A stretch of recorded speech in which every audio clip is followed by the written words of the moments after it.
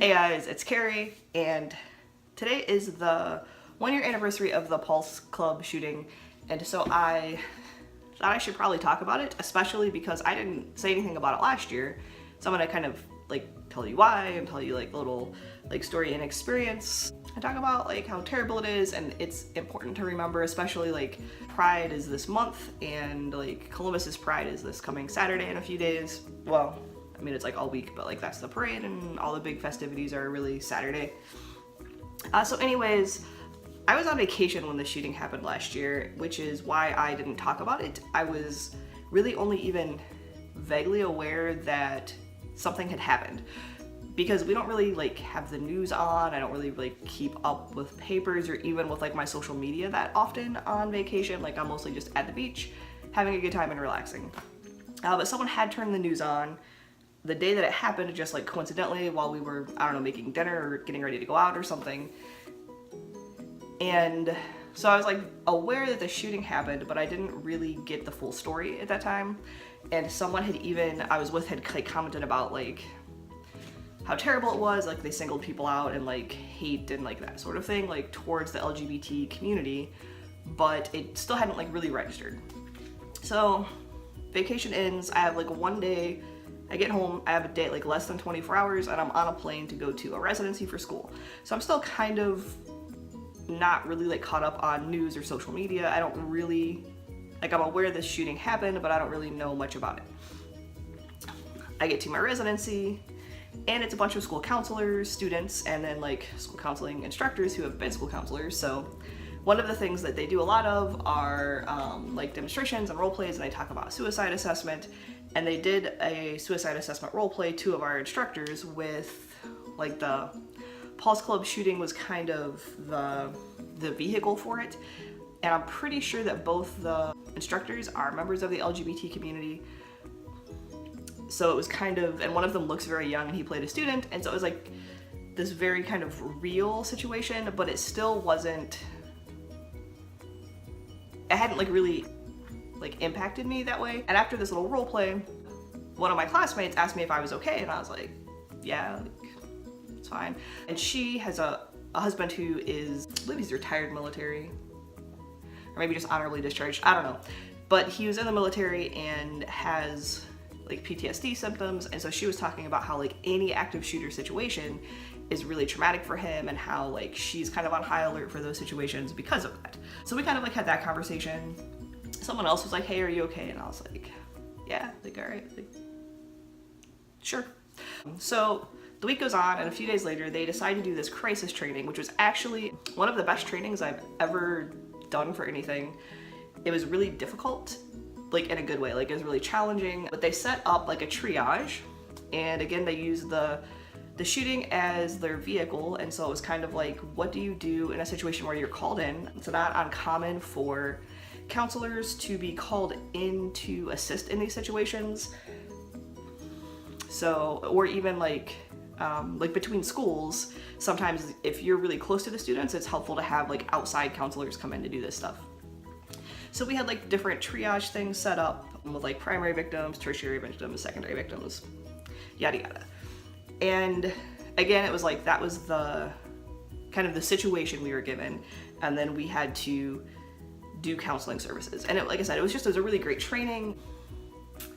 But again, like I was still removed from news and social media like this whole time. So someone I didn't know, but I had kind of like seen, and I think was like friends with some of my other classmates, came up to me and was like, hey, are you okay? And I was like, I'm fine.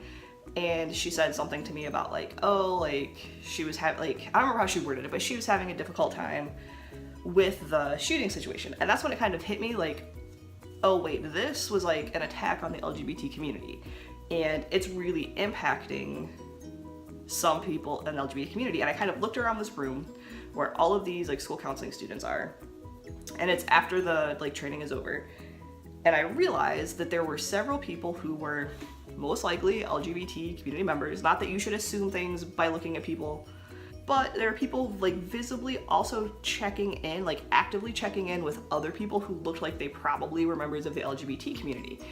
And it was an interesting experience because it was like there's this awareness. I mean, these are people that are trained to be counselors, like, hey, this is a personal issue for some people here in this training, and they might be having a difficult time with it.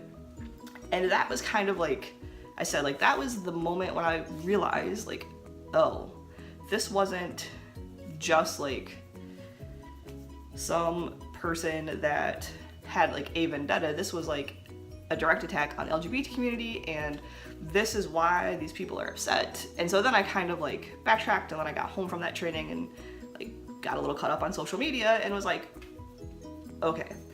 So anyways, all of that to say, I think it's really great that we have that community and that people were aware enough to check in with each other in that situation.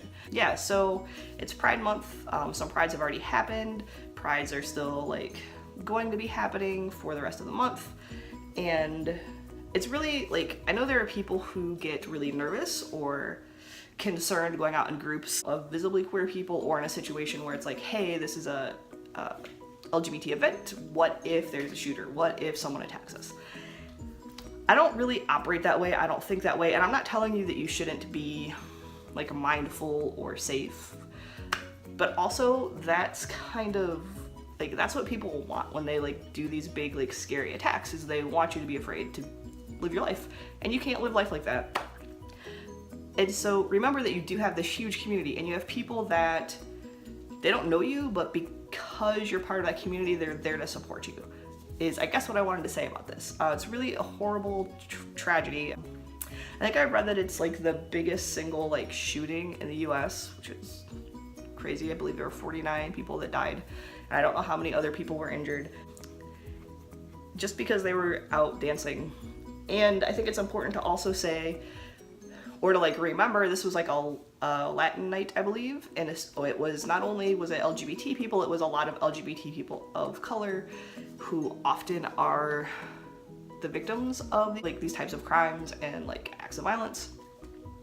So look out for each other, but also like celebrate who you are. You know, have a great time and celebrate who you are. And you know, some people can't be out, but they maybe can be out as allies, and so use that as an advantage. If you are an ally, be aware that people might have legitimate like concerns and fears about being in large groups that are like visibly LGBT type groups.